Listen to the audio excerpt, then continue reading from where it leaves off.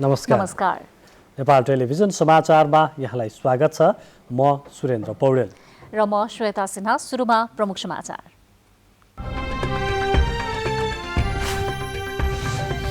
चिसो बढेसँगै कोरोनाको जोखिम झन बढ्दो। जाडोमा स्वास्थ्य मापदण्डको पूर्ण पालना गर्न चिकित्सकहरूको सुझाव। पार्टीभित्रको बहस विधि र पद्धतिका लागि मात्र भएको नेकपा अध्यक्ष प्रचण्डको भनाई। समाजवाद उन्मुख राज्य निर्माणको दायित्व नेकपाकै भएको दावी। रबरका बोट र प्रविधि दुवै बढ्दा झापामा रबर उत्पादन बढ्यो। झापालीहरूको रोजगारीमा पनि बढोत्तरी। अमेरिकामा कोरोना भाइरस विरुद्ध बनाइएको खोप लगाउन अनुमति। अन्य देशमा जस्तै स्वास्थ्यकर्मी र वृद्ध-वृद्धाहरूबाटै खोप अभियान थालिँदै। र 21औं एसियाली खेलकुद आयोजनाका लागि साउदी अरेबियाले माग्यो नेपाल सामु समर्थन। आयोजनाका लागि खाडीका दुई राष्ट्र साउदी र कतारको दावी जारी। अब समाचार विस्तारमा। देशभर 5242 वटा पीसीआर परीक्षण गर्दा थप 879 जनामा कोरोना संक्रमण पुष्टि भएको छ। हाल सक्रिय संक्रमितको संख्या 11673 रहेको छ। देशभर 519 जना भने क्वारेन्टिनमा रहेका छन्। नेपालमा पछिल्लो 24 घण्टामा भएको 5242 पीसीआर नमुना परीक्षणमा 879 जना नयाँ संक्रमित थपिएका छन्। नयाँ संक्रमित मध्ये 482 जना उपत्यकाका हुन्। कुल संक्रमितको 53.6% उपत्यकाको छन्। तीमध्ये काठमाडौँ जिल्लाका मात्रै 381 जना नयाँ संक्रमित हुन्। नयाँ संक्रमण पुष्टि भएका सहित कुल संक्रमितको संख्या 2,47,593 पुगेको छ। 24 घण्टामै 1359 जना संक्रमण मुक्त हुँदा हालसम्म संक्रमण मुक्त हुनेको संख्या 2,34,231 पुगेको स्वास्थ्य तथा जनसङ्ख्या मन्त्रालयले जानकारी दिएको छ। नेपालमा हाल संक्रमण मुक्त हुनेको प्रतिशत भने 94.6 रहेको छ।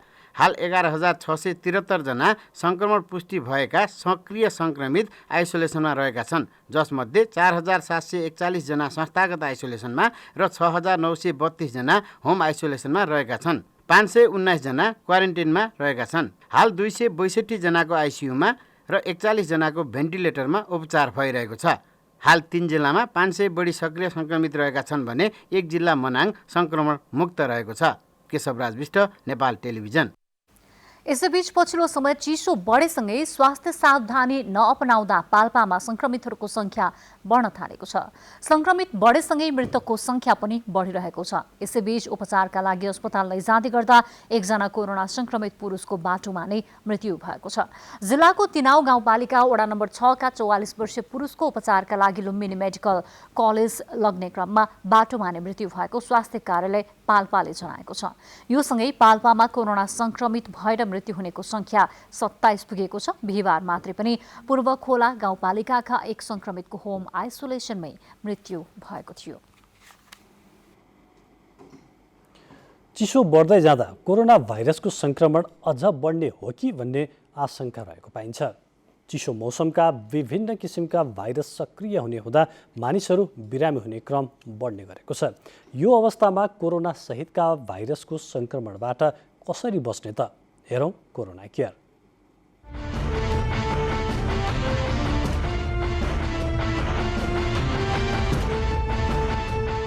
कोरोना भाइरसको महामारीले अहिले विश्वलाई नै त्रसित बनाउँदै आएको छ। यही बेला नेपालमा चिसो बढेको छ।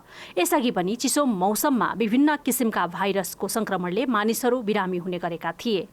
ज्वरो आउने, रुगाखोकी लाग्ने, घाँटी दुख्ने जस्ता समस्या धेरै मानिसलाई चिसो मौसममा हुने गरेको छ। अहिले कोरोना भाइरसको संक्रमणको जोखिम कायमै छ। कोरोनाको लक्षण पनि अन्य भाइरसले देखाउने जस्तै हुने भएकाले मानिसहरूमा केही त्रास हुने गरेको छ। लक्षणकै आधारमा कोरोना हो वा अन्य भाइरस संक्रमण भएको हो भन्ने छुट्याउन कठिन हुने चिकित्सकहरू बताउँछन्। ठ्याक्कै यसरी नै पहिचान गर्ने भनेर त लक्षणको आधारमा भन्न धेरै गाह्रो हुन्छ हैन, किनभने सबैमा अब खोकी लाग्ने, घाँटी दुख्ने, हल्का ज्वरो आउने, यो सामान्य रुगाखोकी अथवा कोरोनाका लक्षणहरू उस्तै हुन्छन्। तै पनि कोरोनाकोमा चाहिँ बढी के छ भने ज्वरो आउने, घाँटी दुख्ने, अनि जिउ चाहिँ एकदम दुख्ने, एकदम आलस्य हुने, अनि एकदम अल्छीपना धेरै हुने, काम गर्न मन नलाग्ने हैन, त्यस्तै किसिमको लक्षणहरू अलिकति बढी देखिन्छ। साथसाथै यो कोरोनाको बिरामीहरूमा हामीमा अहिले चाहिँ जति देखेका छन् उनीहरूमा चाहिँ यो के अरे स्वाद अलिक कम थाहा पाउने होइन, कसैले स्वादै थाहा नपाउने, कसैले गन्ध थाहा नपाउने यस्तो लक्षणहरू पनि देखिएको छ, जुन सामान्य रुगाखोकी अथवा यो चिसोको एलर्जीहरू हुने मा भन्दा अलिकति बढी देखिएको छ। कुनै पनि भाइरसका कारण कसैमा समस्या देखिएमा त्यो कोरोना हो वा अन्य भाइरस हो भनेर छुट्याउन अस्पताल जानुपर्दछ। सामान्य रुगाखोकी वा ज्वरो मात्र आएमा केही दिन घरमै बसेर हेर्न सकिने भए पनि दीर्घरोग भएका वा ज्येष्ठ नागरिकले भने तत्कालै अस्पताल जानुपर्छ। यसमा दुईटा पाटो हुन्छ। एउटा त रोगको निदान गर्नको लागि अस्पताल जानुपर्ने हुन्छ होइन, रोग के हो भनेर छुट्याउनको लागि। अर्को चाहिँ उपचारको लागि जानुपर्ने भयो होइन। अब सामान्य खोकी अब जस्तो सिङ्गा नआउने, हाच्छुहरू आउने अनि ज्वरो धेरै नआउने, खोकी धेरै नलाग्ने हो भने चाहिँ अब सामान्य यो चिसोको कारणले अलिकति एलर्जी भएर होला, चिसोको एलर्जी होला भनेर घरै बस्न सकिन्छ। त्यसबाहेक चाहिँ हल्का ज्वरो आउने, अब सिङ्गा धेरै आउने अनि हाच्छु धेरै आउने हो अनि सामान्य रुगाखोकी हो कि भनेर विचार गर्न चाहिँ सकिन्छ। तर ज्वरो आउने, जिउ एकदम दुख्ने अनि सुक्खा खोकी लाग्ने, घाँटी दुख्ने यस्तो भयो भने चाहिँ कोरोना हो कि भनेर सोचेर अस्पताल गएर अथवा नजिकको स्वास्थ्य संस्थामा गएर आफूलाई जचाउन राम्रो हुन्छ। चिसोको समयमा कोरोना भाइरसको संक्रमण अझ बढ्ने पो हो कि भन्ने आशंका पनि समाजमा छ। तर विज्ञहरू भने चिसो र कोरोना बीच कुनै सम्बन्ध नहुने बताउँछन्। जुनसुकै भाइरस पनि चिसो मौसममा बढी सक्रिय हुने सम्भावना भने रहन्छ। चिसो मौसममा मानिसहरू एकै ठाउँमा भेला भएर बस्ने, भिडभाड हुने र सरसफाइमा ध्यान नदिने गरेका कारण चिसो मौसममा अन्य भाइरसको संक्रमण बढी हुने सम्भावना रहन्छ। तर कोरोना र चिसो बीचको सम्बन्ध नहुने भएकाले जुनसुकै बेला पनि सावधानी अपनाउनु पर्दछ। हातको सरसफाइ पनि अलिकति कम हुने हो कि चिसो पानीले गर्दाखेरि होइन, ती कुराहरूले चाहिँ एउटा मान्छेबाट अर्को मान्छेमा सर्ने त्यस्तो चाहिँ अलिकति बढी हुन्छ होला। अनि चिसो मौसममा चाहिँ भाइरस अलिकति जीवित पनि अलि लामो समय रहन सक्छ गर्मीमा भन्दा होइन, त्यो भएर सर्फेसमा पनि अलिक धेरै दिनसम्म रहन्छ कि ती कुराहरूले चाहिँ पक्कै पनि चिसोमा यो भाइरस इन्फेक्सन बढी हुन्छ कि भन्ने हो। नभए त्यस्तो डाइरेक्ट रिलेसन चिसो बढ्ने अनि भाइरस इन्फेक्सन पनि बढ्ने भन्ने त्यस्तो चाहिँ होइन। तर यी कुराहरू जति छन् नि अब एकदम नजिकमा सम्पर्क हुने, हातको सरसफाइ कम हुने अनि अब चिसो मौसममा चिसो वातावरण अलिकति भाइरस पनि वातावरण अलिकति लामो समय बाँच्ने भयो हुनाले यी कुराहरूले गर्दाखेरि चिसो याममा चाहिँ भाइरस इन्फेक्सन, कोरोना भाइरसको इन्फेक्सन पनि अलिकति बढी देख्न सकिन्छ। कोरोनाको जोखिम कायम रहेकोले स्वास्थ्य मापदण्डको पूर्ण पालना गर्नुको विकल्प छैन। यो भाइरस विरुद्धको खोप र औषधि उपलब्ध नभएको अवस्थामा सकेसम्म भिडभाडमा नजाने, जानै पर्ने भए मास्कको सही प्रयोग गर्ने र पटक पटक हात धुने वा सेनिटाइजरको प्रयोग गर्नुपर्दछ। यो अहिलेको परिस्थितिमा चाहिँ सबै समस्याहरूबाट बस्नको लागि भनेको त भिडभाडमा नजाने, भिडभाड नगर्ने, मास्कको प्रयोग गर्ने रेगुलर रूपमा होइन, बाहिर निस्कँदाखेरि अब घरमा बस्दाखेरि त प्रयोग गर्नु परेन पक्कै पनि यदि घरमा अरू कोही बिरामी हुनुहुन्न भने। तर भिडभाडमा जाँदाखेरि जहिले पनि मास्क युज गर्ने अनि अलि लगातार रूपमा चाहिँ हात धोइराख्ने साबुन पानीले अथवा सेनिटाइजरको युज गर्ने होइन, कहीँबाट घरमा आउँदा अथवा कहीँ बाहिर जाँदाखेरि पनि कुनै नयाँ चिजहरू छोइयो अर्यो भने पनि हातहरूको चाहिँ सरसफाइ चाहिँ गरिराख्नु पर्ने हुन्छ। त्यसको साथसाथै अब आफूलाई चिसोबाट पनि जोगाउनु पर्ने हुन्छ। चिसो होस् वा गर्मी, जुनसुकै मौसममा पनि कोरोना भाइरसको संक्रमण हुने गरेको विभिन्न अध्ययनहरूले देखाएका छन्। यस्तो अवस्थामा सावधानी अपनाउन सकिए जुनसुकै मौसममा पनि कोरोना संक्रमणबाट बच्न सकिनेछ।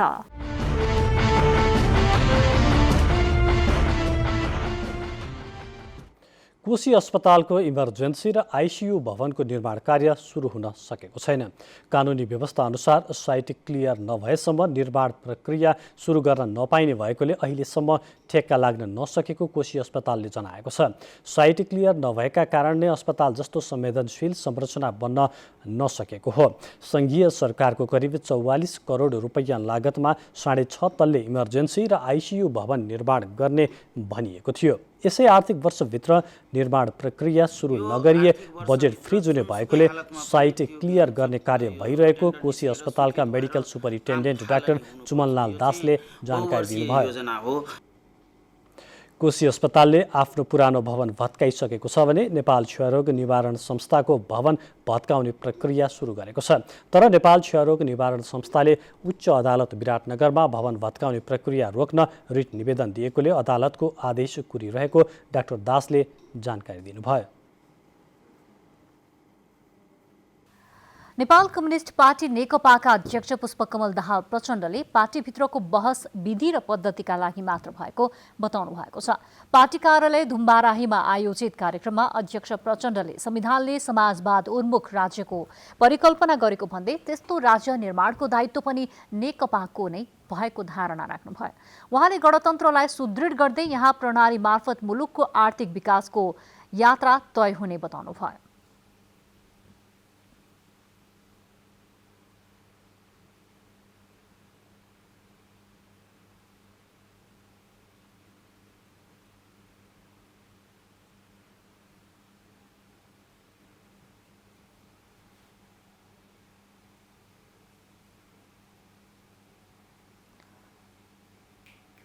कार्यक्रममा नेकपा वरिष्ठ नेता माधव कुमार नेपालले नेकपाप्रति जनताको विश्वास बढ्दै गएको उल्लेख गर्नुभयो।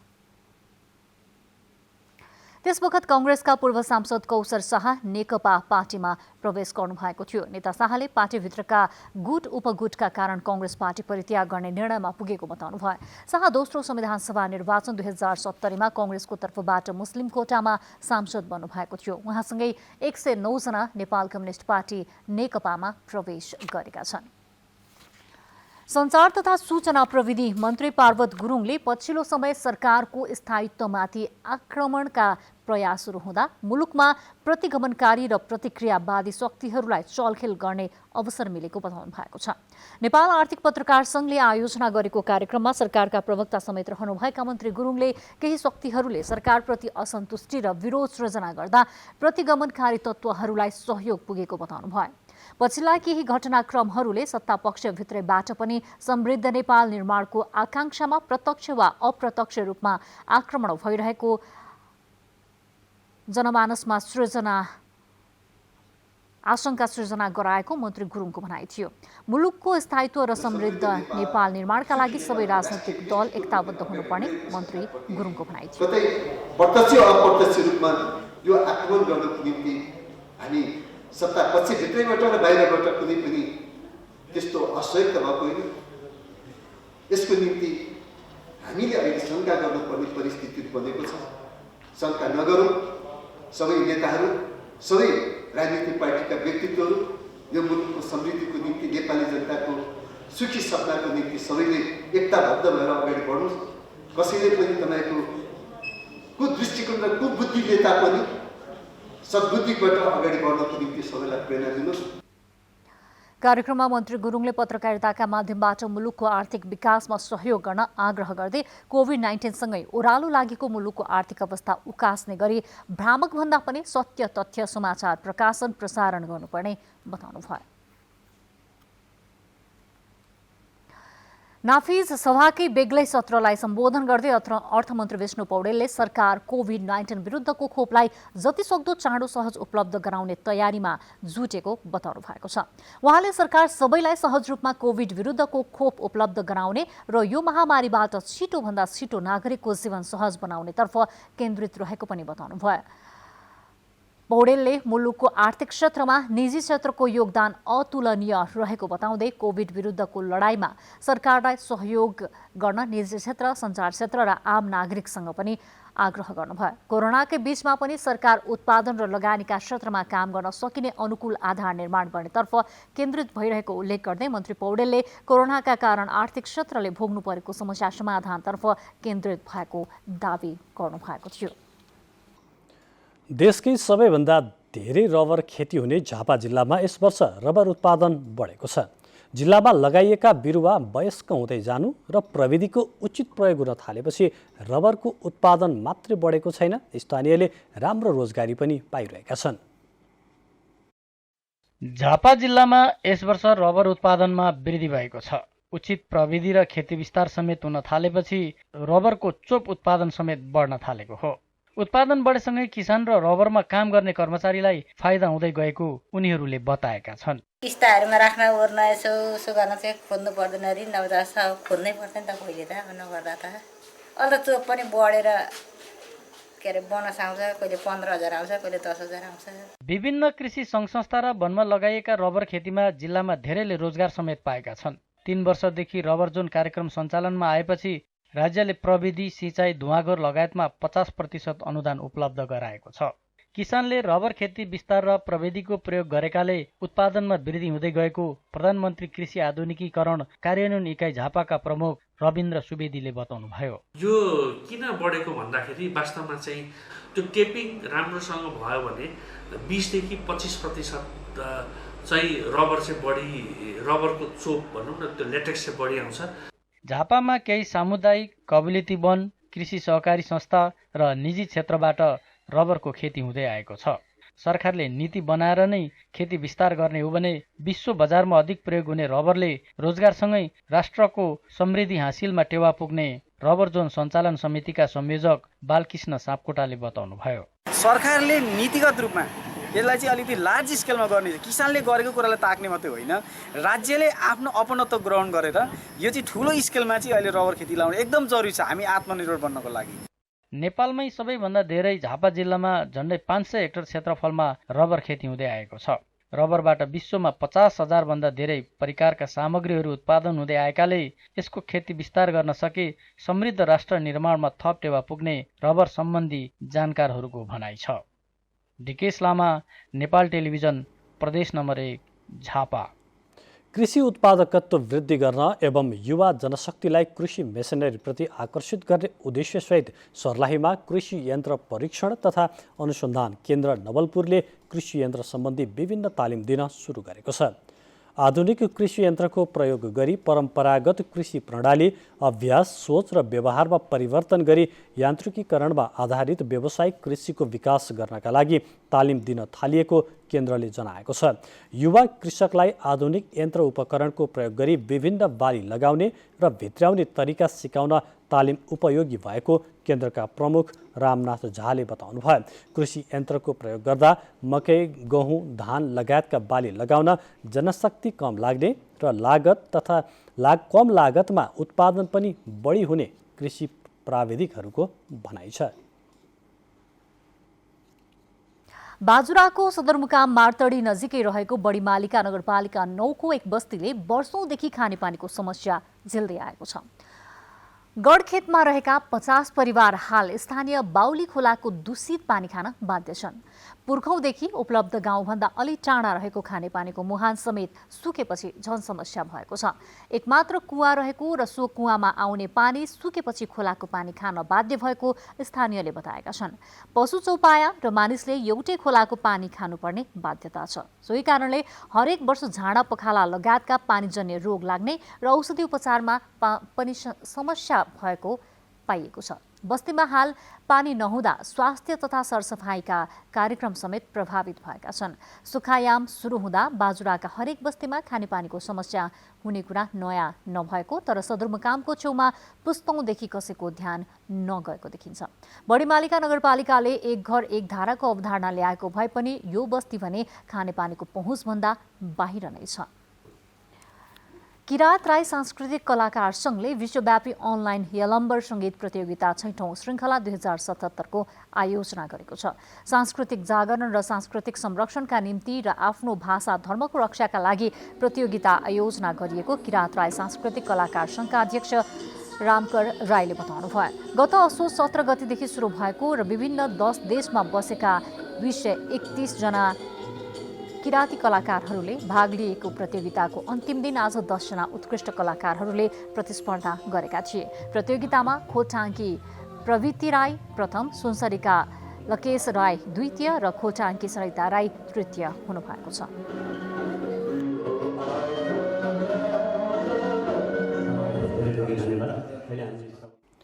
दोलखाको प्रसिद्ध धार्मिक स्थल भीमेश्वर मन्दिरको शिलामा पसिना आएपछि आज क्षमा पूजा गरिएको छ। भीमेश्वर मन्दिरमा पसिना आएको कपास राष्ट्रपति समक्ष पुर्याएर आइसकेपछि आज राष्ट्रपति कार्यालयको तर्फबाट क्षमा पूजा गरिएको हो।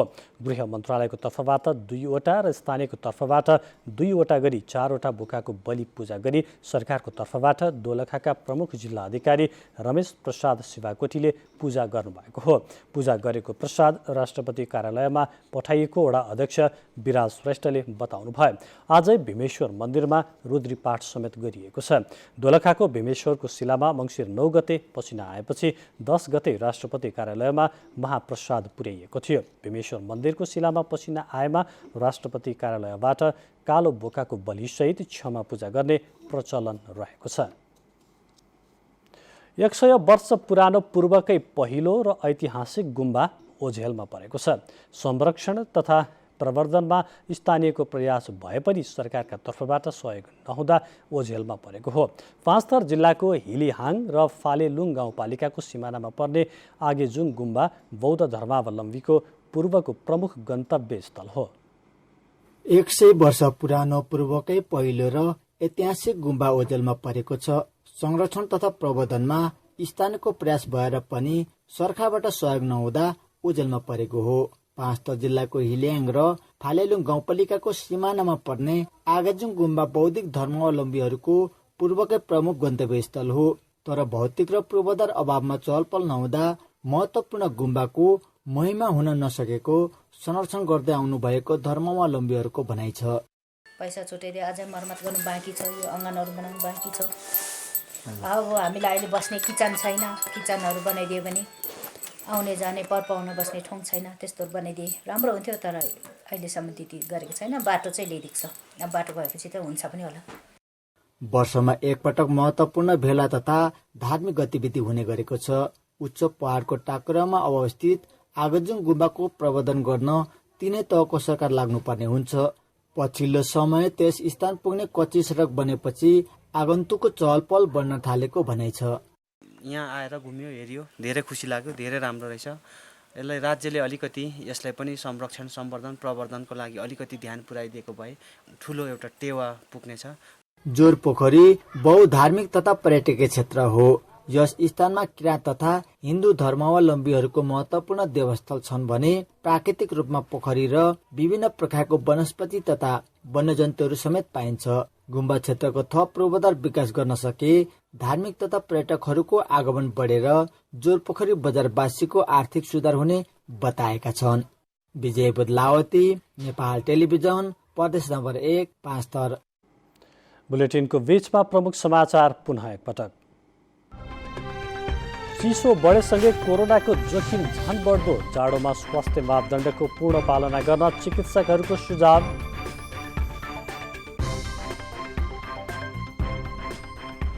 पार्टीभित्रको बहस विधि र पद्धतिका लागि मात्र भएको नेकपाका अध्यक्ष प्रचण्डको भनाई। समाजवाद उन्मुख राज्य निर्माणको दायित्व नेकपाकै भएको दावी। रबरका बोट र प्रविधि दुवै बढ्दा झापामा रबर उत्पादन बढ्यो, झापालीहरूको रोजगारीमा पनि बढोत्तरी। अमेरिकामा कोरोना भाइरस विरुद्ध बनाइएको खोप लगाउन अनुमति, अन्य देशमा जस्तै स्वास्थ्य कर्मी र वृद्धहरूबाटै खोप अभियान थालिँदै। र 21औं एसियाली खेलकुद आयोजनाका लागि साउदी अरेबियाले माग्यो नेपाल सामु समर्थन। आयोजनाका लागि खाडीका 2 राष्ट्र साउदी र कतारको दावी जारी। अब आर्थिक समाचार।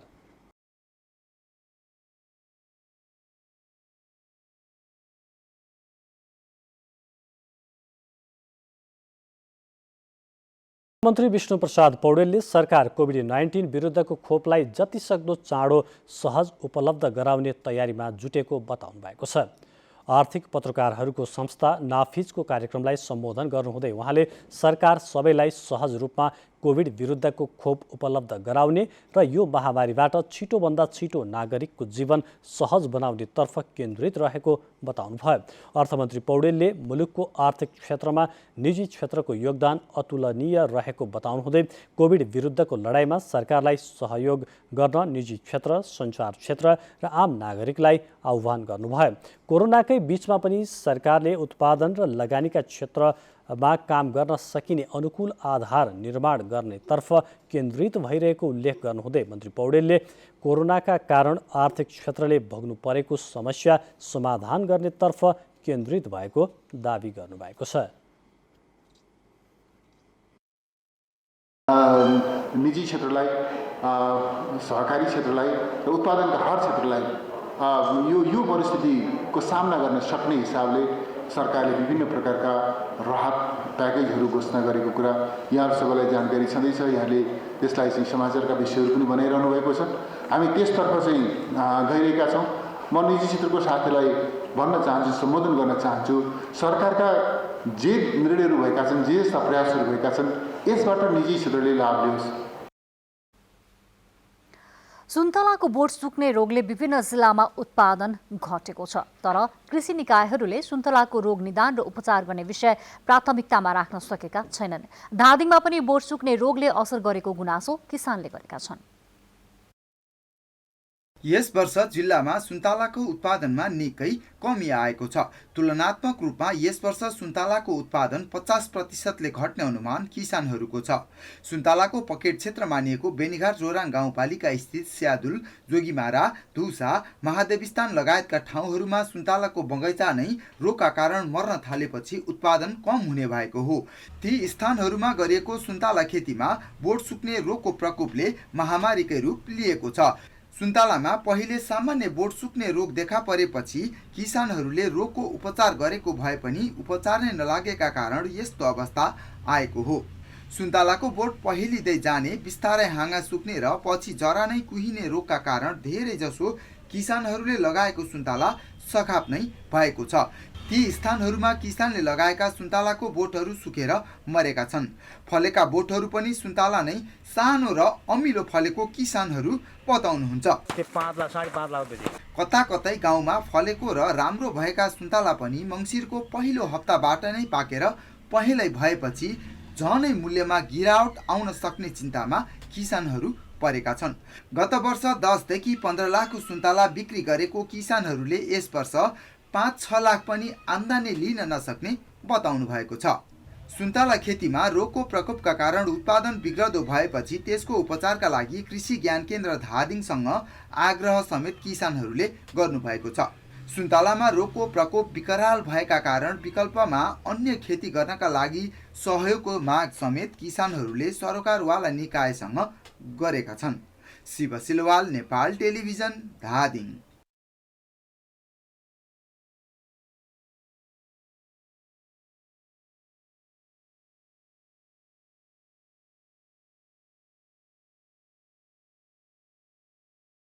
खेल समाचार।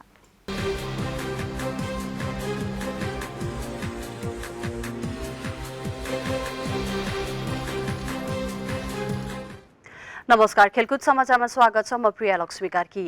आगामी 2030मा हुन गइरहेको 21औं एसियन गेमका लागि साउदी अरेबियाले नेपाल सामु समर्थन मागेको छ। आफ्नो देशलाई समर्थन गर्न अनुरोध गर्दै आज नेपालका लागि साउदी राजदूत मुसाइद अल मार्वेले नेपाल ओलम्पिक कमिटीका अध्यक्ष जीवनराम श्रेष्ठसँग भेट गर्नुभएको हो। भेटका क्रममा राजदूत मार्वेले एसियन गेम्स साउदीमा सम्पन्न गर्न समर्थन गर्न आग्रह गर्नुभएको अध्यक्ष श्रेष्ठले बताउनु भएको छ। गत महिना कतारी ओलम्पिक टोली नेपाल आएर नेपालको समर्थन माग गरेको थियो। सन् 2030 को एसियाली खेलकुद आयोजनामा खाडीका 2 राष्ट्र साउदी अरेबिया र कतारले दावी गर्दै आएका छन्। 2030 को 21औं एसियन गेम आयोजनाको लागि उहाँहरूलाई समर्थन गरिदिनु पर्यो, भोट दिनु पर्यो भनेर उहाँहरूले अनुरोध गर्ने आउनुभयो। चितवनमा आजबाट गौतम बुद्ध कप क्रिकेट प्रतियोगिता सुरु भएको छ। उद्घाटन खेलमा नारायणी टोलीले सुपर ओभरमा बागमती टोलीलाई हराएको छ। निर्माणाधीन गौतम बुद्ध अन्तर्राष्ट्रिय मैदान चितवनमा पहिले ब्याटिङ गरेको बागमतीले 8 विकेट गुमाएर 117 रनको योगफल तयार पारेको थियो। बागमतीले दिएको 118 रनको लक्ष्य पछ्याएको नारायणीले 20 ओभरमा 9 विकेट गुमाएर 117 रन बनाएपछि खेल सुपर ओभरमा पुगेको हो। सुपर ओभरमा नारायणीले दिएको 26 रनको लक्ष्य पछ्याएको बागमतीले 20 रनमा मात्रै बनाउन सक्यो। जवाफी ब्याटिङमा आएका ज्ञानेन्द्र मल्लले 3वटा छक्का हान्दै बागमतीलाई जितको आशा देखाए पनि सम्भव भने हुन सकेन। शीर्ष 2मा रहने टोली फाइनलमा प्रवेश गर्नेछन्। फाइनल खेल आउँदो मङ्गलबार हुनेछ। अन्तर्राष्ट्रिय क्रिकेट परिषद आइसिसीले सन् 2023मा दक्षिण अफ्रिकामा हुने टी20 महिला विश्वकपका लागि छनौटको विवरण आज सार्वजनिक गरेको छ। नेपालले मलेसियामा हुने एसिया छनौटमा 8 टोली सम्मिलित प्रतियोगितामा प्रतिस्पर्धा गर्नेछ। 2021 सेप्टेम्बर 20 देखि 26 सम्म हुने उक्त छनौट प्रतियोगितामा नेपाल र आयोजक मलेसियासँगै भुटान, चीन, हङकङ, कुवेत, म्यानमार र युएई रहेका छन्। उक्त छनौटको विजेताले विश्वकप छनौटको अन्तिम चरणमा स्थान बनाउनेछन्। विश्वकप छनौटको अन्तिम चरण सन् 2022मा आयोजना हुनेछ। उक्त प्रतियोगितामा 8 टोलीले प्रतिस्पर्धा गर्नेछन्। शीर्ष 2 टोलीले भने विश्वकप खेल्नेछन्। विश्वकपमा कुल 10वटा टोलीले प्रतिस्पर्धा गर्नेछन्। विज्ञापनपछि पुनः स्वागत छ। निर्माण भइरहेकै समयमा कोभिड-19 को जोखिमका कारण लकडाउन भएपछि काम रोकिएको पोखरा रङ्गशालाको फुटबल स्टेडियम तथा खेल मैदान निर्माणको काम 90% सम्पन्न भएको छ। फिफाको मापदण्ड अनुसार 105 मिटर लम्बाइ, 68 मिटर चौडाइको प्राकृतिक खेल मैदान, एथलेटिक्सका लागि सिन्थेटिक ट्र्याक निर्माणको काम सम्पन्न भइसकेको जनाएको छ। नयाँ स्टेडियम निर्माणसँगै यस क्षेत्रको खेलकुद विकास र पोखरालाई खेल पर्यटन हबको रूपमा प्रवर्धन गर्न सकिने खेलाडी तथा खेलप्रेमीहरूको अपेक्षा रहेको छ।